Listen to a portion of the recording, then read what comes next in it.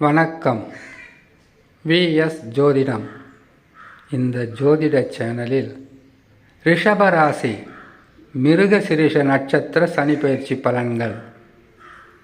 ரிஷபராசியான உங்களுக்கு அதில் இருக்கக்கூடிய கார்த்திகை, ரோகிணி நட்சத்திர சனி பயிற்சிகளை பற்றி போட்டாச்சு. இது மிருகசிரீஷம். 2026 மார்ச் மாதம் 6ஆம் தேதி வாக்கிய கணித ரீதியாக சனி பகவான் பெயர்ச்சி பெற்று மிருகசிரீஷ நட்சத்திரம் 1, 2ஆம் பாதங்களில் பிறந்த உங்களுக்கு எத்தகையான சிறப்பான பலன்களை தரப்போகிறார் என்பதை பற்றி பார்ப்பது தான் இந்த பதிவு. பதிவில் சனி பகவானை பற்றி சொல்வதற்கு முன்பதாக ரிஷபராசியில் பிறந்த 3 நட்சத்திரக்காரர்களுக்கும் ஒரு குணம் இருக்கும். அது என்ன குணம்? சொல்லக்கூடிய இந்த பலனாகப்பட்டது லக்கினமாக இருந்தால் 75% அப்படியே இருக்கும் சொல்லிவிட முடியாது, இருக்கலாம். ராசி என்று வந்துவிட்டால் 50% இந்த குணநலன்கள் உங்களிடத்தில் இருக்கும். ரிஷபராசியில் கார்த்திகை நட்சத்திரம் 2, 3, 4 பாதங்களில் பிறந்தவர்களாக இருந்தாலும் சரி, ரோகிணி நட்சத்திரம் 4 பாதங்களும் கொண்டவர்களாக இருந்தாலும் சரி, மிருகசிரீஷம் 1, 2 பாதங்களில் பிறந்தவர்களாக இருந்தாலும் சரி, ரிஷபராசியில் பிறந்தவங்க கிட்ட மிக கவனமாக இருக்க வேண்டும். இவங்களுக்கு கஷ்டம் வருதா, கூடவே இருந்துடணும். இவங்க கவலைப்படுறாங்களா, ஆறுதலாக இருக்கணும். இவங்களுக்கு துன்பம் வருதா, துணையாக இருக்கணும்.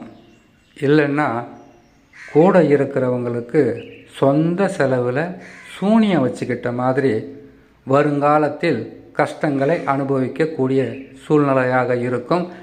ரிஷபராசியில் பிறந்த ஆணாக இருந்தாலும் பெண்ணாக இருந்தாலும் ஆரம்ப காலத்தில் மிகவும் கஷ்டங்களும் துன்பங்களும், பல வகையான ஏமாற்றங்களும், பல வகையான இன்னல்களும் அனுபவித்து வாழ்க்கையில் மத்தியம வயதில் சரியான பாதையில் சென்று வெற்றி பெறக்கூடிய ஒரு ராசி. அவர்கள் வெற்றி பெறும் காலத்தில் யாரெல்லாம் எதையெல்லாம் செய்தார்களோ என்பதை நினைவில் வைத்து கொண்டிருப்பார்கள்.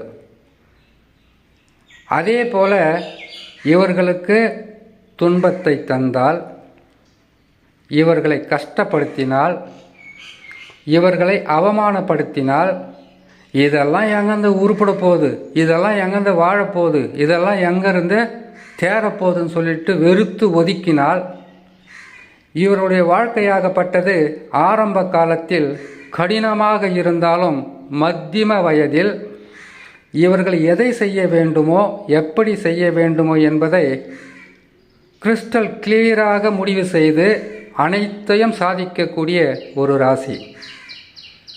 அப்படி சாதிக்கும்போது இவர்களுடன் இல்லாமல், கஷ்டத்திலும் துன்பத்திலும் கவலையிலும் கூட இல்லாமல் இவர்களை வெறுத்து ஒதுக்கினால், இவர்களுடைய குணத்தை பார்த்து அச்சப்படக்கூடிய சூழ்நிலையாக மாறிவிடும்.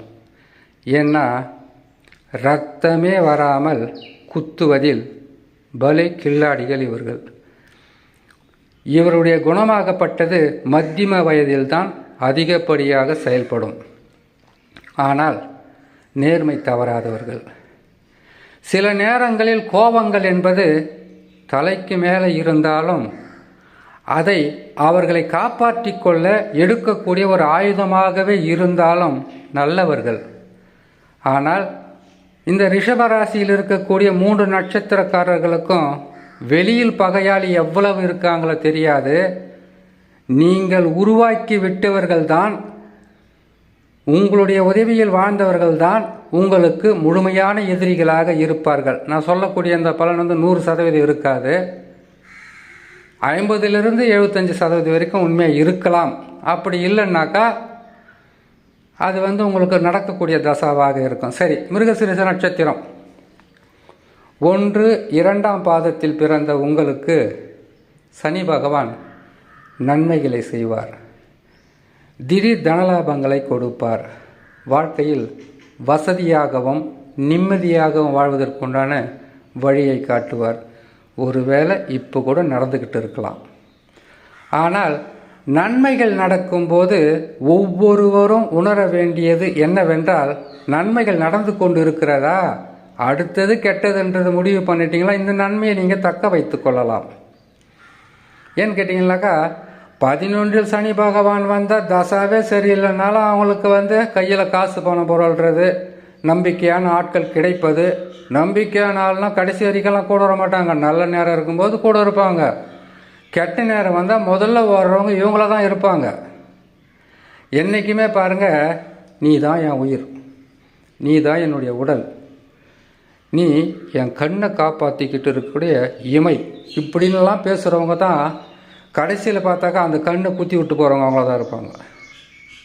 இது ரிஷபராசிக்கு மட்டுமல்ல, 12 ராசிக்குமே பொருந்தும். நன்மை செய்யக்கூடிய மனிதன் இந்த உலகத்தில் யாருமே கிடையாது. நன்மைகள் நடக்கும்போது உங்களை காப்பாற்றிக்குங்க. கடனை தீருங்க.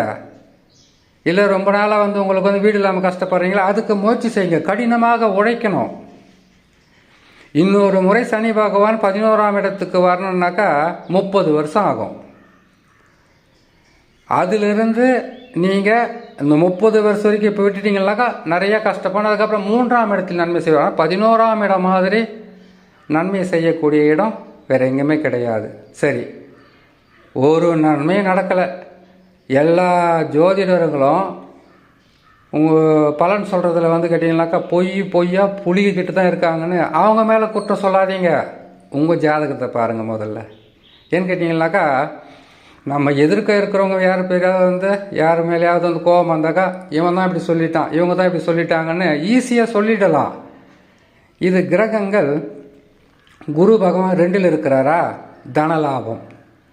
3ல் இருக்கிறாரா, முயற்சிகளில் தோல்வி. 4ல் இருக்கிறாரா, சுகஸ்தானம் கெட்டு போச்சு. 5ல் இருக்கிறாரா, மிகவும் சிறப்பான பலன். இது கிரகங்கள் மாறுபட்டு அமரும் போது இந்த கிரகங்கள் இந்த பலன்களை தரக்கூடியது என்பதை சொல்வது தான் ஜோதிட பலன், ராசி பலன், வருட பலன். ஆனால் அது நன்மையா தீமையா என்பதை அளவுக்கு அதிகமாக கம்மியான்றதை முடிவு பண்ணது தசா தான். உங்கள் கையில் உங்கள் ஜாதகம் இருக்குது. அதில் என்ன தசா நடக்குதுன்னு பாருங்கள். பாதக தசாவாக இருந்தால் கூட பெருசாக பாதகம் நடக்க போகிறதில்ல. நன்மைகள் என்பது நடக்கும். நடக்காமல் போகிறதுக்கு வாய்ப்பே கிடையாது. நடக்கும். ஆனால் உங்களுடைய எதிர்பார்ப்புகள் பெருசாக இருக்கும். அதில் பாதியாவது கொடுப்பார். தசா நல்லா இருக்கா, நீங்கள் எதிர்பார்த்ததை விட நற்பலன்கள் நடக்கும். இதை பலன்களாக எடுத்துக்கொள்ளாமல் வருங்கால வாழ்க்கையாக எடுத்துக்கொண்டு உங்களையும் உங்கள் உடல் நலத்தையும் உங்கள் குடும்பத்தையும் உங்களுடைய பிள்ளைகளையும் உங்களுடைய தொழிலையும் காப்பாற்றி கொள்ள வழியை தேடக்கூடிய காலம். ஊதாரித்தனமாக வர்ற காசு பணத்தை செலவு பண்ணி போட்டு அதுக்கப்புறம் என்ன பண்ணுவாங்க கேட்டீங்கன்னாக்கா, எனக்கு அந்த பிரச்சனை இருக்குது இந்த பிரச்சனை சொல்லக்கூடாது. இது நல்ல நேரம். அது எந்த அளவுக்கு நல்லதாக இருக்குதுன்றதை தசாதான் முடிவு செய்யும். ஏன்னு கேட்டிங்கன்னாக்கா, எத்தனையோ லட்சம் பேர் ரிஷபராசி மிருகசீரிஷ நட்சத்திரத்தில் இருக்கலாம். எல்லோருக்கும் ஒரே பலனாக இருக்காது. எல்லாமே ஒரே நிறமாக இருக்க மாட்டாங்க. எல்லாமே ஒரே மாதிரி 5 அடி 10 அங்கலன்ற மாதிரிலாம் இருக்க மாட்டாங்க.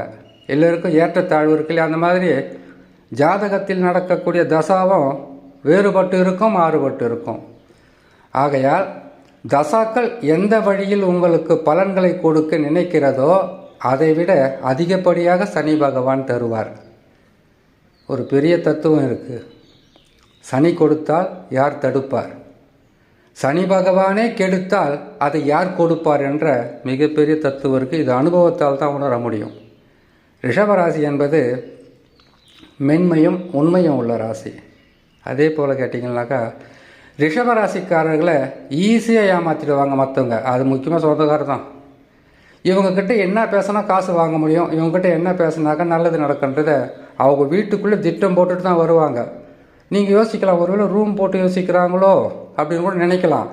அப்படி கூட இருக்கும். ஏன்னு கேட்டாக்கா, உங்களை ஏமாற்றணும் கேட்டால் அன்பை காட்டினா போதும், பாசத்தை காட்டினா போதும். ஆனால் மத்தியம வயதுக்கு மேலே உங்களை ஏமாத்துறதுக்கு யாராலேயும் முடியாது. ஏன்னு கேட்டிங்கன்னா, அத்தனை பேர் ஏமாத்துனவங்களாக இருப்பாங்க. அவங்க முகத்தை பார்க்கும் போது உங்களுக்கு ஞாபகம் வந்துடும். அதனால் இது நல்ல நேரம். தசா நல்லா இருந்தால் ரொம்ப ரொம்ப நல்ல நேரம், தசா சரியில்லாமல் இருந்தால் ஓரளவுக்கு நல்ல நேரம். இதில் உங்களுடைய வாழ்க்கையை நினைத்து பார்த்து காப்பாற்றிக்கொள்ள முயற்சி செய்யுங்க. சனி பகவான் இருக்கிற இடத்த விட்டு விலகி போனாலே 7.5 சனி, 7.5 வருஷம். இவ்வளவு தெளிவாக பதிவெல்லாம் சொல்ல முடியாது. நான் சொல்லியிருக்கேன், மனசுக்கு பிடிக்குதோ இல்லையோ, எத்தனையோ பேர் சொல்கிறாங்க கோடிகளில் பொருளை போகிறாங்க சொல்கிறாங்க, லட்சக்கணக்கில் பொருளை போகிறாங்கன்னு சொல்கிறாங்க. நீங்கள் என்ன எப்படி சொல்லினுக்கிறீங்க கூட மனசு கஷ்டமாக இருக்கலாம். ஆனால் இந்த 2.5 வருஷன்றது உங்களை காப்பாற்றிக்கொள்ள. அடுத்த 2.5 வருஷன்றது விரைய சனியாக வந்துடும். அதுக்கப்புறம் ஜென்ம சனி, குடும்ப சனி, 7.5 வருஷம் கெட்ட நேரம் இருக்கு இல்லையா? இந்த 2.5 வருஷத்தில் முடிந்த அளவுக்கு உங்களை காப்பாற்றி கொண்டாலே உங்களுடைய நலனுக்காக நன்மையாக இருக்கும் என்று சொல்லி இன்னொரு நல்ல பதிவில் உங்களை நான் சந்திக்கிறேன். நன்றி, வணக்கம்.